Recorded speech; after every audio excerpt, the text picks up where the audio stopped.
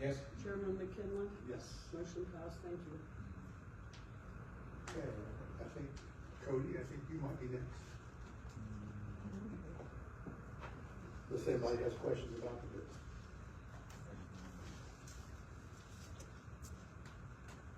Thank you.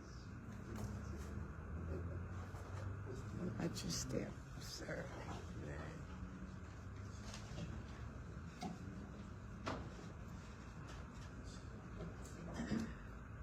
Gentlemen, thank you.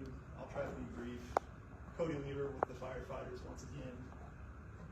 I know I like to say I don't do this too often, but it seems like the last few months I've had to, unfortunately. But I just wanted to bring to your attention something that we've been working on for quite some time, to get an answer, I suppose, from the city on something that everybody, I think, in the city agrees that we need, and that's an enhancement to our EMS service.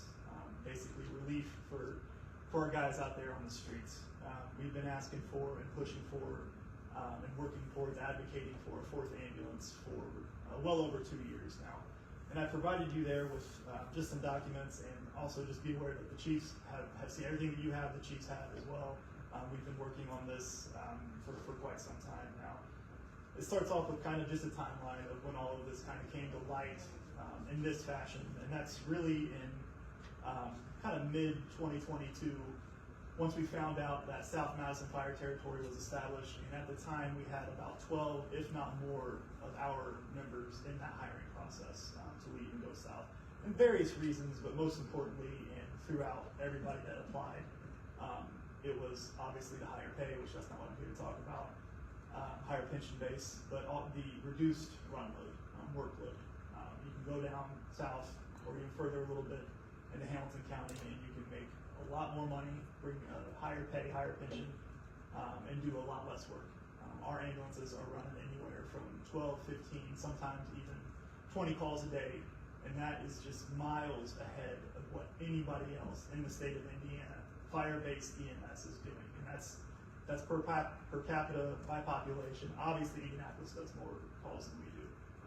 First of all, they're not fire-based EMS; they're civilian EMS, so they're government workers, but they're also on 12-hour shifts, and they have a whole lot more apparatus and units and personnel out there making those calls. Is that 20 per bus? Yes. Our ambulances now are averaging over 12 EMS calls per shift each. So over 36 runs per day. As a department, we're making close to just under 45 calls per day average. Obviously, as you guys know, the bulk of that is EMS. As you both know, I'm sure are well aware that the last time we put an ambulance in service was in the mid-90s, April 1997, I believe. And at that time, if you take the data of an increase of about 3% per year on EMS, we were probably looking at, I don't have the exact numbers in front of me or with us, we couldn't find those, but most likely it was between 5,500 to 6,000 calls per year as a department.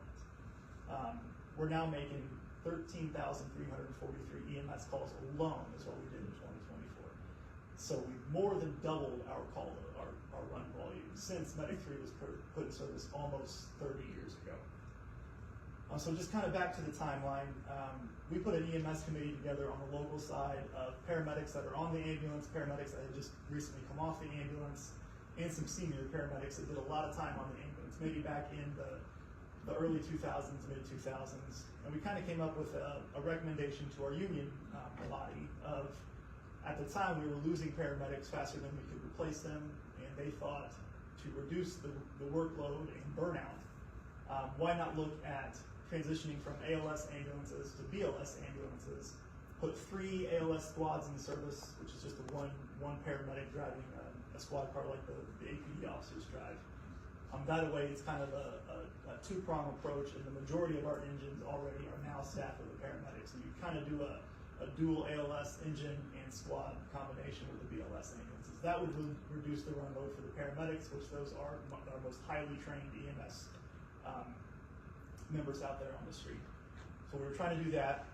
We put that committee together. That was the recommendation. So the local 1262 leadership got together and put a presentation together, worked with the PFFUI, the state union, to put some some data together as to what other departments neighboring as far as run load are doing.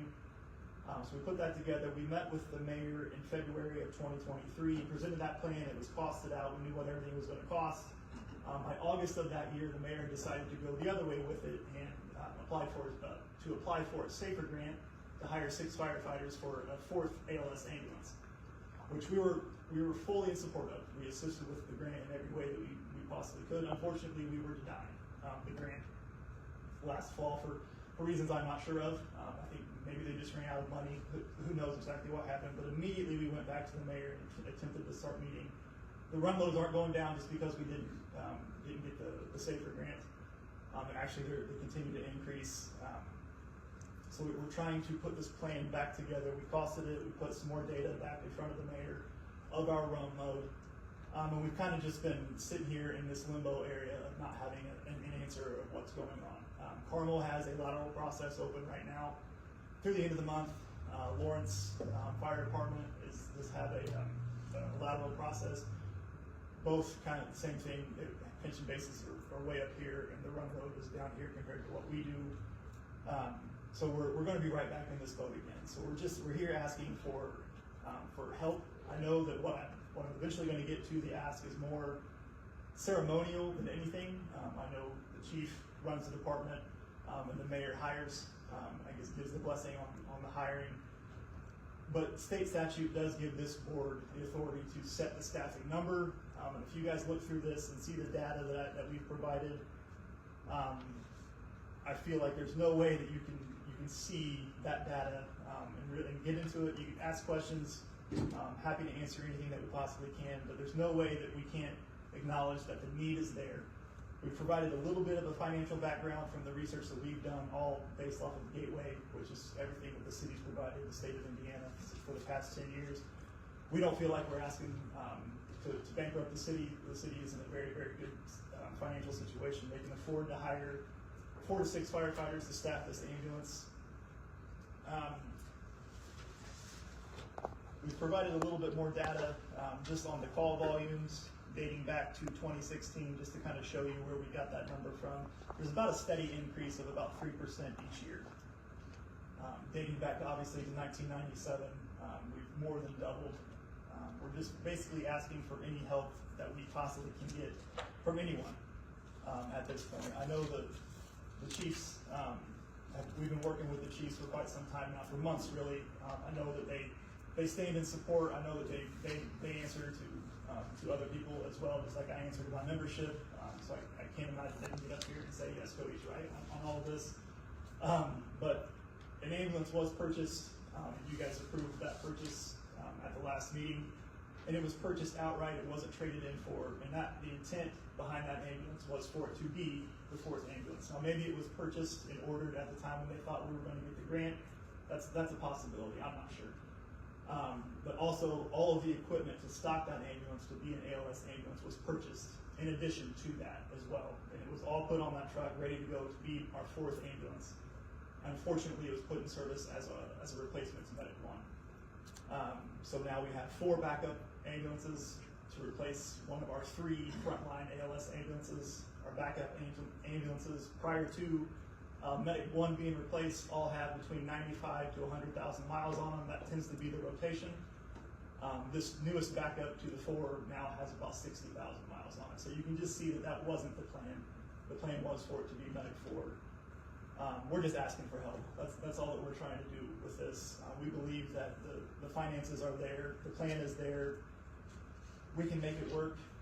We need some help out there. It's been almost 30 years since we've had any EMS enhancements. And when we're talking delayed response, we're probably not able to make between 400 to 600 calls per year that the county is having to come in and take for us, which is bad for the citizens of Anderson. Number one, that's a delayed response when they're coming from Chesterfield or from Pendleton. They bill higher than we do. Chesterfield and Pendleton both do. They don't bill the minimum like we do for our ambulance runs. But in that, we're also missing out on that billing as well. And these guys are doing an incredible job of keeping up with our equipment, our training, our apparatus.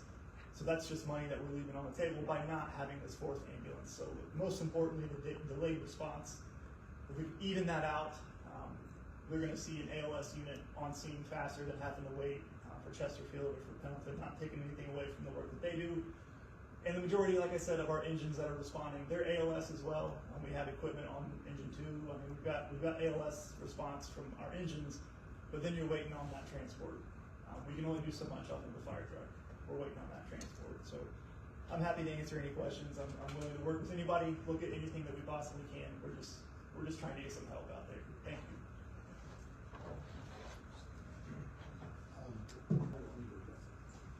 Go ahead, Mike. No, he don't talk up